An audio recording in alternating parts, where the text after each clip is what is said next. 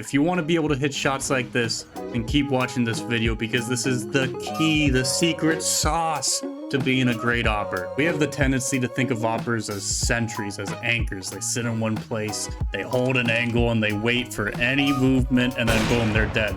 But that's not the case. AWPers can be mobile, they can be impactful, they can entry frag, and here's how.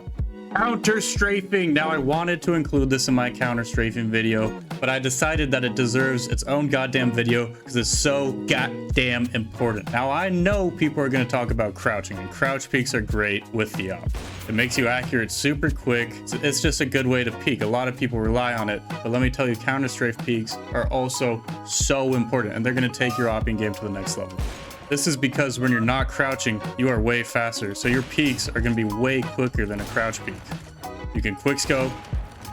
It's also important for longer range fights where you're strafing out and you're scanning for people, and then you can instantly flick onto them with that instant accuracy that counter strafing provides you. So there are pros and cons to those two kinds of peeks, the quick scope peek versus the scope in and walkout peek. So the quick scope peek is best for close range. So let's say I know a guy's close. I can run out, boom, super fast. It's just less consistent, a little less accurate.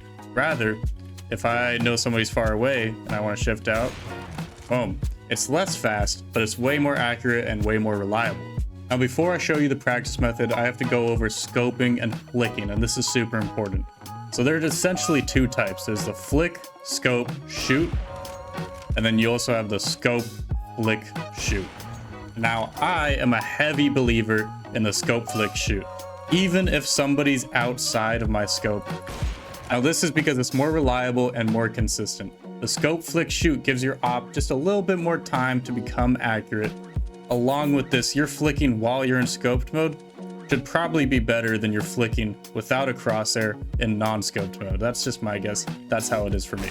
Now let's put this all together, these two great options. Let's say you're playing Mirage mid and there's somebody top mid and you want to like walk out and you want to kill them, but you don't know where they are.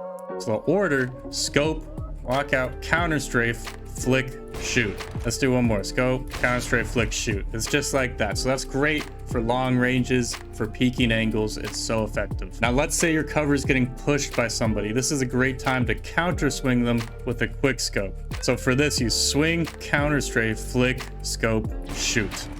You see, there's different orders to these things, but both of them are super important to know. Now the method to getting better at this is to jump into aimbots. You're gonna run around AD, you're counter strafing back and forth, and you're gonna scope off of people. You're gonna pretend like you just saw them, and you're just gonna scope, flick onto them, right? Even if they're outside of your scope, you're practicing your counter strafing with the AWP. You're practicing all of these things that we've talked about, the order to these things, and you see the accuracy with those quick scopes isn't as good as when you scope, strafe, flick.